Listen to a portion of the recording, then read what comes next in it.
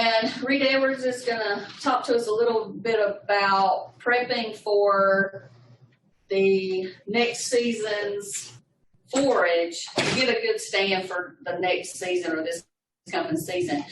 Thanks, Nikki. So Sericea Lespedeza does go completely dormant in the winter. That gives us certain challenges. It gives us certain advantages when it comes to weed control. So one of the problems with that is the fact that it's not growing in the wintertime. Then that gives all those other plants a chance to get established because the Lespedeza is sleeping. But also when it comes to herbicide use, plants have to be growing to uptake herbicide in order to kill them.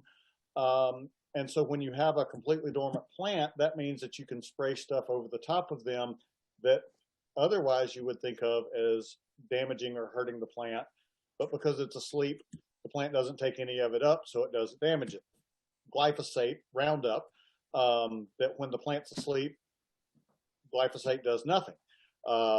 It has to be taken up. It has to hit the leaf of the plant, be taken up by the plant to do the job that it's supposed to do.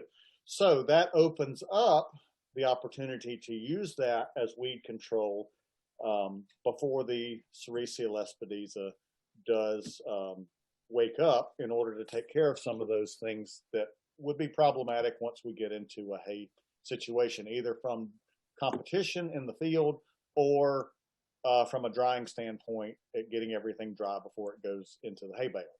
I have started planting a cover crop over the winter over my Sericea.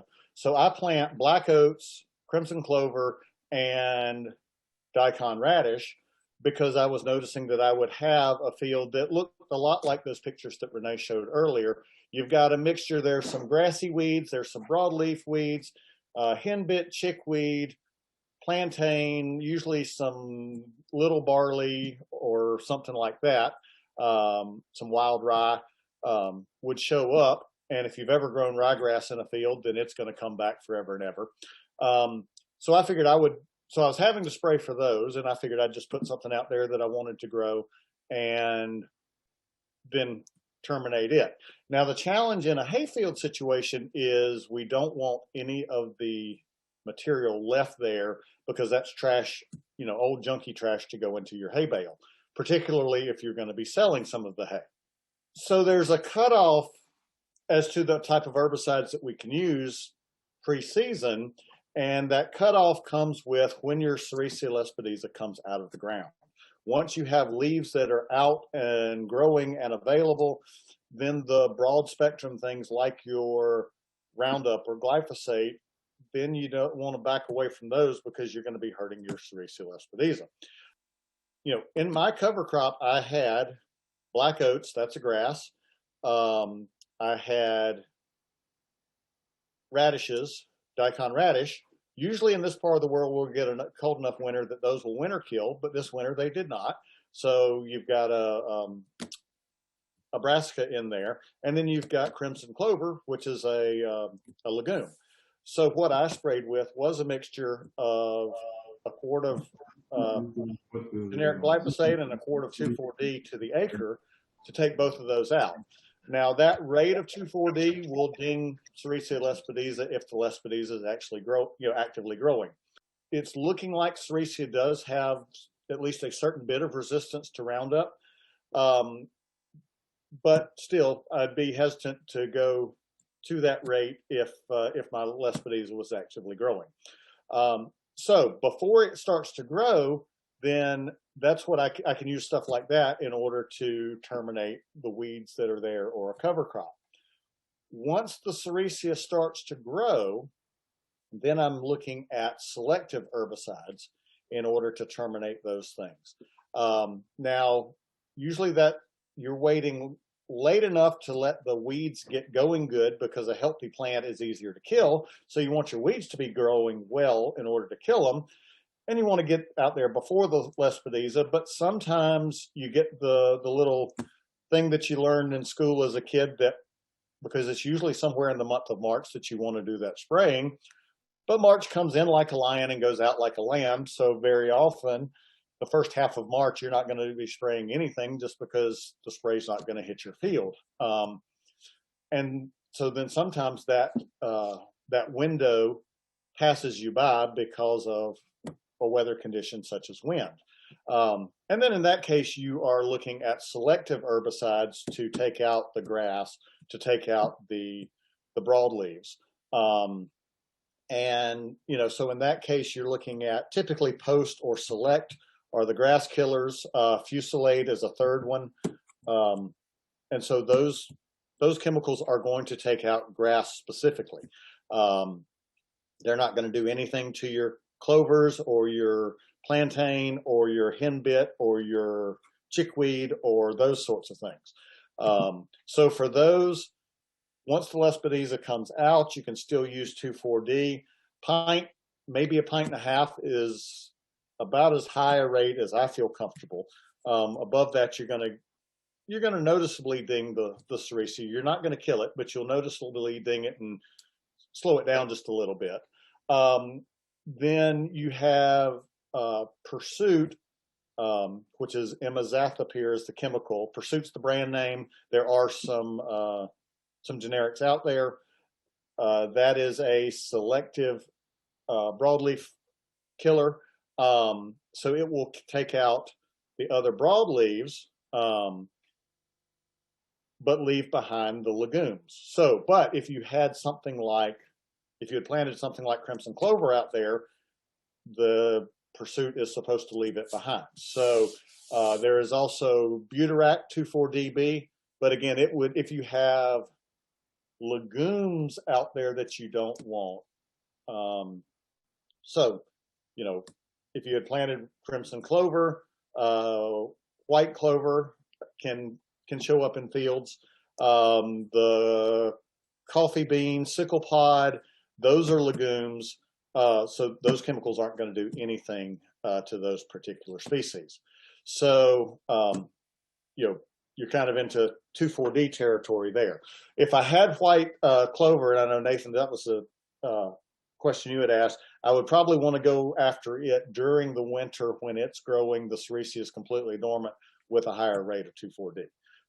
Would probably be my leaning on that stuff. But now, in season, one of the more persistent pesky weeds that we have is dodder. Dodder is a bright yellow parasitic vine, and it kind of strangles out spots of the Sericea Lespedeza. Prowl H2O is a pre-emergent, is labeled for alfalfa. It is also labeled to take care of dodder. Maybe not completely, but it does do a pretty good job. It's actually the best chemical I have found for controlling dodder. Again, Prowl H2O at about 2 quarts to the acre this time of year before the warm season stuff gets started will, at least in my part of the world and in my experience, keeps the dodder at bay up until second cutting. The Pursuit that I mentioned, the imazethapyr, that is labeled to have some activity on dodder. It does not kill it, but it does knock it back. So that's kind of your option on dodder. Once, if you don't use the Pursuit, if you don't use the Prowl H2O, or if you have it come in season, that's kind of your angle of attack there. There are maybe a couple of other chemicals in that imaz family that have dodder on the label. I don't know about their applicability for spraying over the top of the Sericea. So, that's kind of, with dodder, what dodder does, it starts from a root. Once it attaches to the plant, then it starts to feed off the plant, and it actually dies off with its contact with the ground. So if you have a lot of dodder, that's actually something of a case for making your first cutting pretty low, rather than leaving. We typically want to leave a 4 or 5 inch stubble height when we're mowing for hay. But if you have a lot of dodder, you might be better off to cut, because then you can cut under where the dodder is attached a lot of times, and you remove it just by mechanical means. And then, like over the top in season, then if you have crabgrass, other grassy weeds during the season, you've got your post and your select. Bermuda grass, Fusilade would be a third chemical in that family. Bermuda grass is a really, really tough weed in a Lespedeza field. Its sod will eventually kind of choke the Lespedeza back, and those grass selective herbicides will knock it back, but they do not kill Bermuda grass. I pretty well lean towards using 2,4-D for broadleaf control in season, unless I have dodder, and I kind of save my pursuit for times when I have dodder out in the field to knock out. So that's pretty much the gist of how I go about the weed control there. That takes care of just about all of it. But then, some of you, like the coffee bean or sickle pod, I know Renee had some of that in her pictures last year. And I have seen 2 plants of that on my farm ever. I dug them up really quickly, but I have never seen it in a Sericea Lespedeza field, thankfully. But the further south you go, that seems to be a much more prevalent plant to show up and a challenging one because it's got something of a woody stem and it is a legume as well. Any discussion? Any questions? Hey, Renee, if you had a lot of sickle pod, did you find something that would get rid of it? I think we ended up trying, let's see, we did Thunder, and Rita have to tell you the generic. No, Thunder is Pursuit. That's a generic brand of Pursuit. So we did the 2,4-DB. So I can't tell you which one of those were the ones which one actually killed it.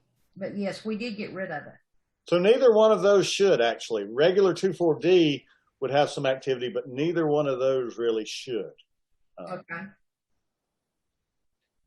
Well, it did. I don't know. Good. That's a good surprise then.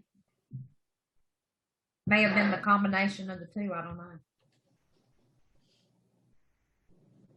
Okay. Any other questions for Reed? Hey, I've got a quick question for Reed. Yes, sir. Reed, you relayed a lot of this information to me over the phone last year. Mm-hmm. I was just wondering what your fertilizer program for this spring gonna look like. So typically what I'm doing, and I am in an area where broiler litter is easily available. Mm-hmm. So my normal yearly deal is I try to put my broiler litter on in the fall. Now, around here, most everybody who's using broiler litter is using it as nitrogen, and you get P and K in the mix. I use broiler litter for P and K, and the fact that I get a little nitrogen is okay with me. So the 2 tons of broiler litter to the acre for me takes care of my phosphorus needs, takes care of some of my potash, but not all. So usually either after first cutting, after second cutting, depending on how the year goes, and when I need it for alfalfa as well. I'm usually putting somewhere in the neighborhood of 150, 200 pounds of 0060 muriate of potash to keep my K levels up, because I noticed that after 5 or 6 years of doing Sericea Lespedeza and only putting a yearly broiler litter application, that my K levels had not moved and they were kind of low. The P levels were going up. So I do a little bit of, I usually add a little bit of boron, usually like a ½ pound of boron before every cutting. I spray that on foliarly with a soluble borax, solution. That's something I picked up as something that the alfalfa growers do. I do that on my alfalfa fields as well. And I do a little bit of sodium molybdate. It's like 4 ounces of sodium molybdate as the compound. But that it only gets that once a year. Those are both kind of rhizobia feeders, trying to drive the nitrogen production of the rhizobia that the Lespedeza is bringing. And so, through that, I've done enough different things with fertility and with also with technique with handling the Lespedeza to keep the leaves on it to have a very, tender, small stemmed, but very leafy hay. So what makes your forage test go up? The results on that. But last year I averaged, 21% protein and 71% TDN on my Sericea Lespedeza hay. Wow. So, I can push the alfalfa guys really hard on forage quality, not even counting the nutraceutical benefits with the deworming for the barber pole worm and the coccidia effect. I was wondering about that, about applying the potash in the spring versus in the fall.